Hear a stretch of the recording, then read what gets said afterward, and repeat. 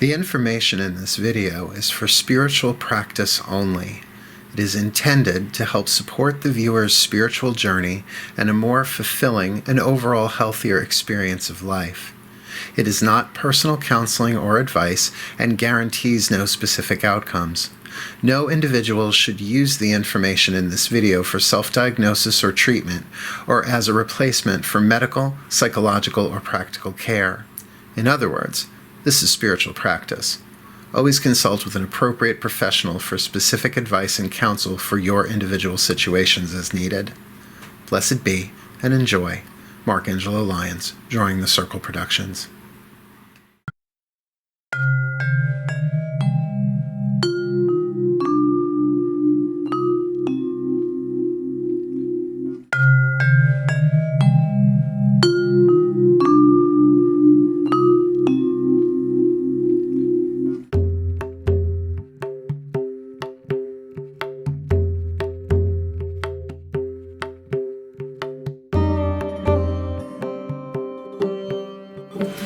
So, let's talk a little bit about money.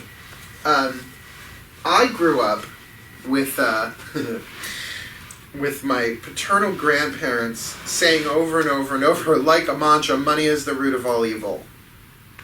It's not. Then I heard later on an extrapolation on that, love of money is the root of all evil, which made sense to me as a kid, because if you love money more than anything else, where are your ethics usually? Like out the window. But then, as my spiritual path became really evident, I realized that money itself is neutral. It's what you do with it. It's the intention behind it. And like I said, try and live on Long Island or anywhere in the world without money. What are you going to do? Eat the grass? I mean, if it was digestible, people would. Cats. Well, even my cats are like that. So money is a necessity in this world. And when I say it's neutral, meaning that it is not spiritual or unspiritual, it just is. And to clarify, it is a means of exchange. Like, you can hoard all the money you want, but what are you going to eat? You're going to eat the money? You have to exchange it, and I'm sure a $100 bill doesn't taste any better than a $1 bill. So it is a necessity in this world. It's just part of civilization, and it is better than the barter system, because who's going to figure out how many chickens you need for a gallon of gas? And will the gas station take a chicken? Plucked or unplucked. So it's a neutral thing. It's how you use it. But there is sort of this spiritual illusion that somehow poverty is spiritual or sacred. Not that poverty can't teach lessons. It can, but certainly financial poverty is not the only kind of poverty. Moral poverty. Right? Well, we could talk about that for hours, right? And there's something that Marianne Williamson said in one of her audio recordings back, I guess it was in the 90s. She said, there's nothing spiritual about bread lines. Like people waiting in line for bread. You know? Like, it doesn't make sense that if we are divine beings in human form, which we are, you know, we're spirit. We're not bodies. We take bodies, right? If we are the divine in form, then everything that we need is inside of us. And how many times have you heard that? Oh, the power is within you. All the answers are within you. Everything you need is within you. Which, you know, in my 20s, I was like, yeah, but I got to pay the bills, right? So I have to go work. And then as I studied prosperity and abundance work for a very long time. And boy, there are a lot of different books on that. Books. Remember books? Like I would actually read, like The Dynamic Laws of Prosperity by Catherine Pond, a really good book. And the collective works of Florence Scovel Shinn, all the science of mind stuff, because that's what I could get my hands on. And then, you know, when I really got into witchcraft, and what I call the witchcraft book boom of the early 90s, because they were everywhere. It was like publishers were putting out different books on witchcraft and spells and recipes and all this stuff. Money spells, money, money, come to me as I will, so mote it be for the highest good and harming none, as I will, so let it be done. Like, I know tons of those. Then when I started Drawing the Circle Productions, that wasn't just like a hobby. That became work. Like, it really became part of my daily process, was not just money magic, but undoing my financial fears. Fear is like lead. Energy can't pass through lead. So the fears, the issues that you have about money can repel it. Or you get just enough to survive. And why in the world should people not just pursuing spiritual knowledge, but that are trying to integrate spiritual knowledge into their lives? Compassion, forgiveness, kindness, the Wiccan Rede, and ye harm none, do what you will. Like, trying to lead harm-free lives. Why? It never made sense to me. Like, why is the money in the hands of people other than those seeking wisdom? It didn't make sense to me. So, get that we all individually have all these attitudes and beliefs and doubts and fears about money that really do change. Here's the science part. Your electromagnetic field. Now, the electromagnetic field is a beautiful big word to talk about your energy field, your aura. All right? And it is electromagnetic. Everything has an electromagnetic field. Your cell phones, were it not for the electromagnetic field, could not connect with the satellite, which has an electromagnetic field. So, like, everything is like microwaves, an electromagnetic field. I have an electric oven, right? What is that? It's the coils heat up and the electromagnetic field cooks the food, essentially. Don't ask me too much about the laws of thermodynamics. I'm not big on that. So, it would make sense that here we are, walking these spiritual paths, not because people are holding a gun to our heads, but because we feel called. I had an undeniable calling. Now, by the way, I don't come from spiritually based people. I come from doctors and lawyers and professionals. And here's something my spiritual director told me that then I then researched. Carl Jung, my favorite psychiatrist, if you're going to have a favorite psychiatrist, Carl Jung, God rest his deep soul, said that human life is essentially divided into two sections. The conquering of the world, and then the following of the soul, or something like that. That, people spend a good chunk of their lives conquering the world, and what does that mean? Well, like paying the bills, and getting a job, and building a family, and buying a house, and all of that stuff. And the second part, that following the soul, usually comes after, where then you pursue the depth, you pursue the divine, you pursue your spirituality in whatever form. But he also said the majority of people never get out of that first stage. Can we agree? That the majority of the people on this planet, particularly if money is an issue, don't really have the time or the energy to pursue that stuff. So I like to say, if you're in this room, even tonight for the first time or regularly, you've got a bit of an edge because you're moving into, or maybe have always been in, that second part. Like, I did the second part first. I really followed the call of the soul first. And you know what? Nobody's paying me for that. Can you believe that? Nobody. I don't get a check in the mail. Well, you meditated 10 times this week. Here's your money. No one's getting paid to meditate that I'm aware of. And if you are, please email me, because I want to know how to get that job. So there's tons of information. Remember The Secret? Mm-hmm. The movie The Secret? Rhonda Byrne and all of that. And she's written other books since. I just got such a kick out of it that they called it The Secret. I was like, there ain't no secret. You just need to know where to look. It's science of mind stuff. It's manifestation, which is not necessarily always so spiritual. Think and Grow Rich, right? It's an old book, but he talks about all that stuff in there. The work of Abraham Hicks. There are so many different teachers that have talked about this stuff. But trying to manifest money in and of itself is not necessarily spiritual. Oh, my spiritual path is one of wealth and affluence. Well, that's nice, but are you mowing down people in the parking lot? It's not, you can't quantify somebody's spirituality by how much money they have in the account, whether that's a lot or a little. Because now we have these celebrities who have discovered spirituality. In their Malibu mansions, they're chanting and oming and doing yoga and stuff like that, and I applaud them for it. That's great. They're certainly getting the message out to other people. But since none of them are in the room tonight, since none of them are necessarily interested in what we're doing here tonight, I'm doing this for whoever shows up and whoever buys these videos. So here's the thing. This is the information that came to me. These Sanskrit mantras, fascinating to me, that I want to explain what they do. They're not magic words. Like you do the mantra for 10 minutes, you open your eyes, and there's a stack of 20s on your coffee table. Because if that were the case, I wouldn't be here tonight. I would be at home staring at my coffee table manifesting 20s, right? Like, let's, I am a Virgo. I am an earth sign. Like, go where the money is, at least in that sense. Because our nervous systems and our cell tissue hold our issues. Our tissues hold our issues.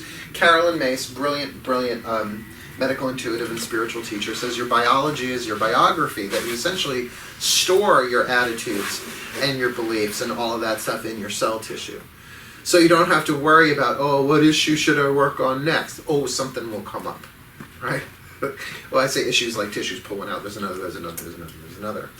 So what these mantras do is they work with the spiritual energy. That is, by the way, what we are. We are not a body that has spiritual energy flow through it. We are spiritual energy that incarnates, and if you break apart that word, carn means meat. Other people standing outside our door. Well, either come in or don't. I'm not going to stare at you. I'm teaching. Incarnate, carn means meat, so we are spirit that takes on meat suits. Fun way to look at it. And, you know, if you take reincarnation into consideration, this isn't your first life, probably not our last lives, who knows, right? So what these mantras do, and I'm going to write them down, and there's a bunch of them. We're going to do, first we'll do one, we'll see how that goes, and then we'll do another. And if you're new to Meditate with Mark, which pretty narcissistic to call Meditate with Mark, but that is my name. What these mantras do is they bring you into a vibrational field of wealth. That's why, you know, you can't open your, well, if you open your eyes and $100 is sitting in your lap, cool. Bonus, right? But what it does is it sort of activates this energy within you. It's very subtle. It might not be something that you immediately acknowledge and recognize. But begins working those issues out. Like, imagine a kink in a hose. And that hose usually would have this knowledge, wisdom, energy of prosperity and wealth and affluence and opulence. But if it gets kinked, maybe a little dribble comes out. Well, what it does is it starts undoing that. So it's not that you start doing these mantras and poof, you're a billionaire, but that the issues start to break up. They come out of the cell tissue. They come out of the neural pathways in between the chakras and in the cells, so that they can be acknowledged and released. If you sweep the kitchen floor and you put it in a pan, right? You can sweep it into a little dustpan.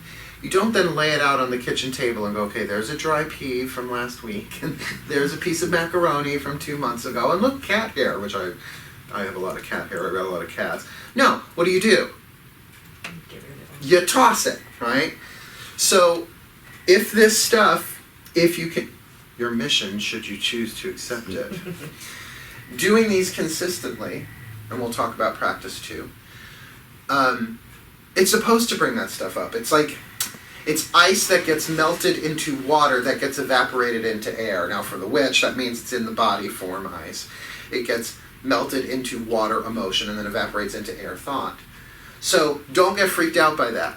That's it. Undo it. Because how did those beliefs and attitudes get in? Chances are you picked them up as a child. Right? So you breathed in somebody else's thought, and it became an emotion, and because you didn't deal with it, it settled into your soul. Your soul tissue? Well, that's a cool word. I like that. Soul tissue. Your cell tissue. So this is the undoing of that. Any questions so far? Good? All right. So I got a bunch of them. We're going to start really, really simple. So the first one I have for you is one word. The second one is 2 words. The third is 3 words, and I found one this morning, 4 words. And I've been working them. Okay. The first mantra, 1 word. Shreem. It has no defined definition like a lot of words in Sanskrit do. It's what's called a seed, an S-E-E-D. And this seed is connected to the goddess Lakshmi, the goddess of wealth. So, all the mantra is you close your eyes. We're going to do it silently. We don't do it out loud. Shreem. Shreem. Shreem. Now I'm going to guide you through that if you're new to this. These are called Tibetan tingshaws. They're like little baby cymbals. So what I'm going to do is I'm going to talk you into a nice quiet place. I'm going to ring this thing 3 times, and I promise not to John Philip Sousa smack them together because it's a little jarring. But just gently to mark the beginning of it, and then we'll do it for like maybe 5-10 minutes, this first one, and then I'll ring it 3 times to bring us out, and I'll guide you back into the room. Cool? Pretty simple? Oh, and what I want you to be aware of, as you're doing the mantra, what your experience is, how it feels to you. Did comfortable, uncomfortable, felt good, felt this, felt that.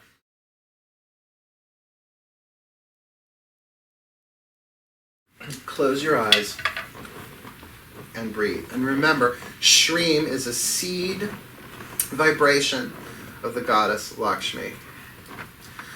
So take this first minute to just focus on your breath, to settle in, to relax.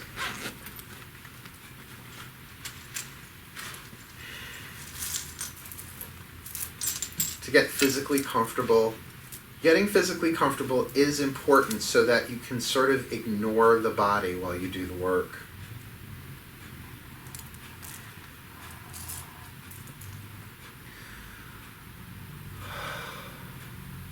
So I will say the mantra a number of times to get us going, and then we'll go into the silence for 5 or 10 minutes.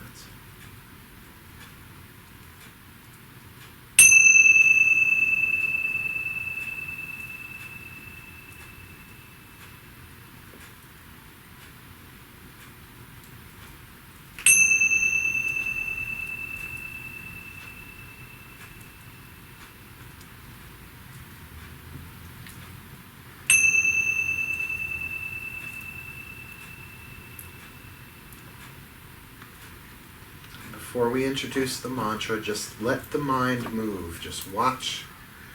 Become the silent witness and watch what happens in the mind.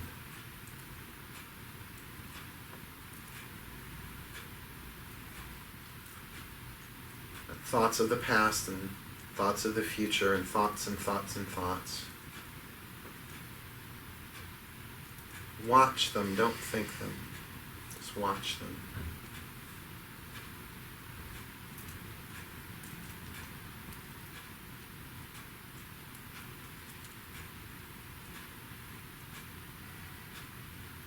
Now we'll introduce the mantra, one word, Shreem.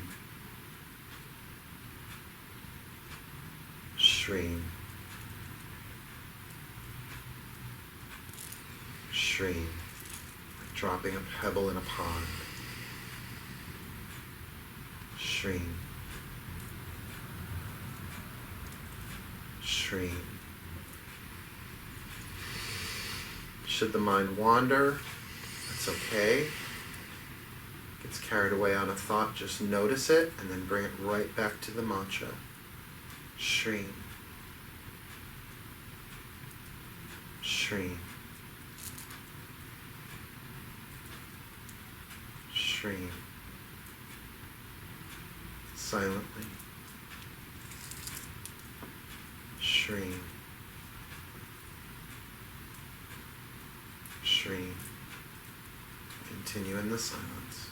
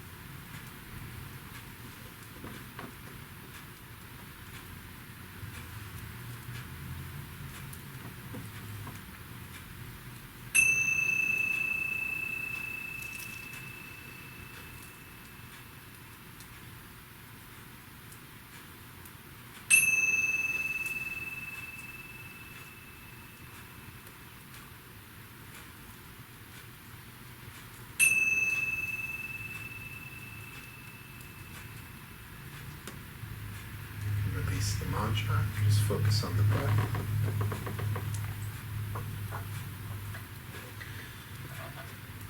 Become aware of your body.